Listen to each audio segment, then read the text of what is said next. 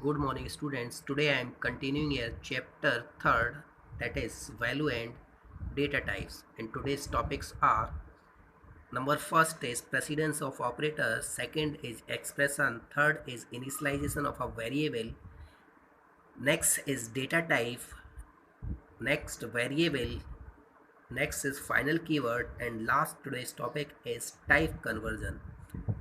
So first is precedence of operator. So what do you understand by precedence of an operator? This is also called a priority of an operator.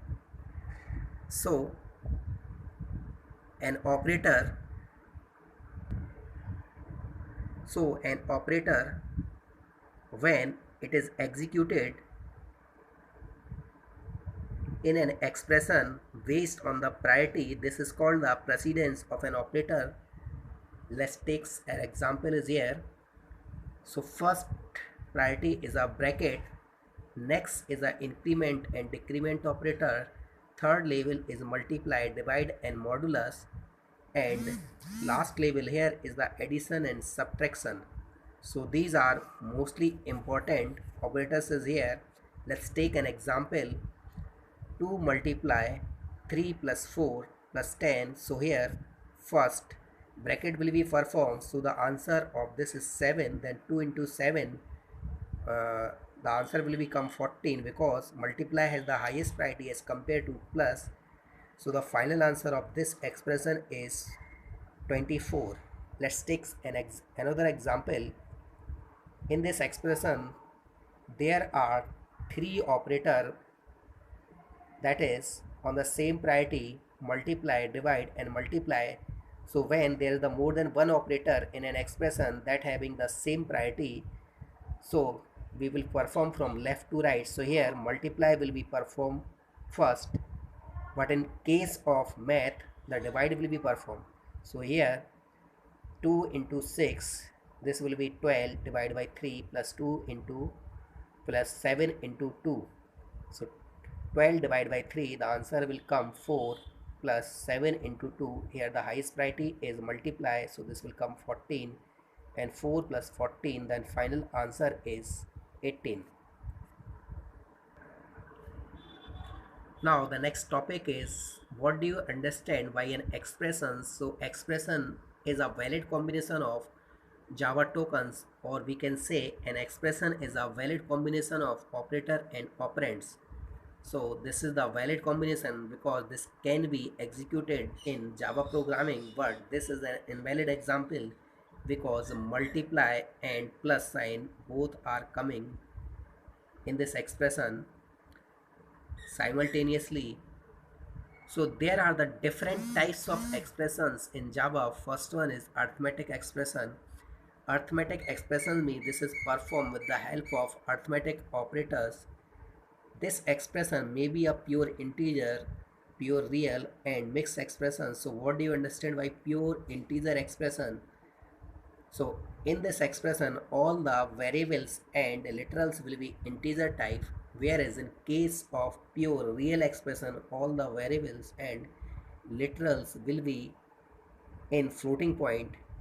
But and in case of the mixed expression, this is the combination of integer expression and real expression, so both integer and floating point numbers and variables can be used in this expression. Next is a relational expression. Relational expression, in this expression the relational operator will be used, that is less than, greater than, less than, equal, equal and so on. And the third is logical expression. This is also called a Boolean expression. Here the logical operators will be used, and these operators are and, or, not, and the final answer of this will come in true or false. Now the next topic is the initialization of a variable. So what do you mean by initialization? Assign a value to a variable is called a initialization. Here we are assigning a value 10 to a variable a. And there are the two categories of initialization. Number first is static initialization and second one is dynamic initialization. In static initialization we will assign a direct value to a variable, and so this is also called a compile time initialization, and where we are writing any formula. So when the system will execute your program on that time, this will calculate the value from formula and assign to a variable. So this is called a dynamic initialization. So we can say a compile time initialization is called a static initialization, whereas a runtime initialization is called a dynamic initialization. Next important topic is a data type. So data type is represent the type of data. Before making a program, you should know okay, what type of data we will feed into the program. So there are the two category of data type. First is primitive data types. This is also called a fundamental and inbuilt data type. And second category is a composite data type. These are also called a user defined data type and derived data type. So what do you understand by the primitive data type? These data types are the part of Java software, and memory size and range of these data types are fixed. Here these are the some examples. So primitive data types are the four first four. These are called the integer data type: byte, short, int and long. Byte required the 1 byte of computer memory, whereas short required the 2 bytes of computer memory. Integer required the 4 bytes of computer memory, whereas long data type requires 8 bytes of computer memory. These float and double are called the floating point data types, and float is required the 4 bytes of data type, whereas double is required 8 bytes of data type. Next is char and boolean. Character is required 2 byte of memory, and boolean is required the 1 byte of memory, and this memory is fixed. In the compiler we cannot change the size of these data type. Now how we can calculate the range of these data types? So first is byte. Byte require the 1 byte. So how many bits will be in this? Here there will be a 8 bytes, so 8 bits. So 1 bit is reserved for sign, so there will be a remaining bits is 7. So the formula is minus 2 to the power remaining bits, that is 7 minus 2 to the power 7 to 2 to the power 7 minus 1. So this will come minus 128 2 plus 127. Similarly, second, here will be a 16 bit, so we will write minus 2 to the power 15 to 2 to the power 15 minus 1. In case of integer, here will be 32, so we will write minus 30 minus 2 to the power 31 to 2 to the power 31 minus 1. And in long, here will be a 64 bits, so we will write minus 2 to the power 63 to 2 to the power 63 minus 1. So this formula is fit only for integer type of data. Now the next category is a floating point range. So how we can learn these ranges? So you have to just remember a bun, that is a float, minus 3.4 e to the power 38 to plus 3.4 e to the power 38. So in case of double, this is the half of just of this minus, so 34, we will write here the 17 and there is the 1 decimal point. So minus 1.7, and we will put between 3 and 8 0, so this will become minus 1.7 e to the power 3082 plus 1.7 e to the power 308. Whereas the range of the character data type is 0 to 65,536. This is the range of Unicode, and two values will become only inside a boolean data type, that is true and false, and both these should be in a small letter because Java is a case sensitive language. Now the next topic is a variable. So variable is also called a stored memory location. When we want to store any number, then we will store a number in a variable, and this variable will be stored in computer memory. So we can say a variable is a stored memory location. So here the variable is a and 65 is the value of that variable.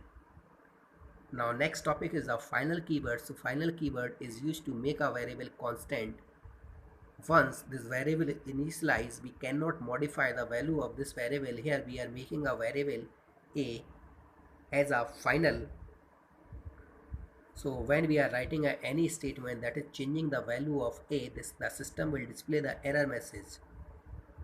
Now the next important topic is type conversion. So type conversion is convert a one predefined data type into another predefined data type. Now important is one predefined data type.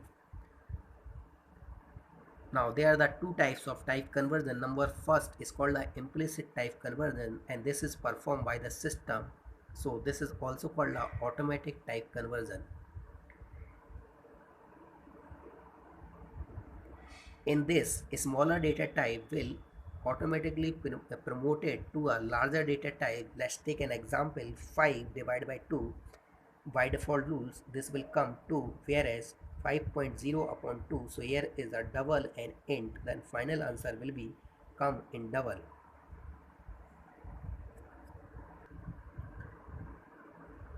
Next is the explicit type conversion. Forcefully type conversion is called the explicit type conversion. In this, we will use a typecast operator.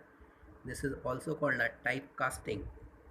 Just see an example, 5.0 upon 2. By default, the answer will become an integer, and we are putting here the integer inside the bracket. So this is called a typecast operator. So the answer of this will be first changed into integer type, then display on the screen.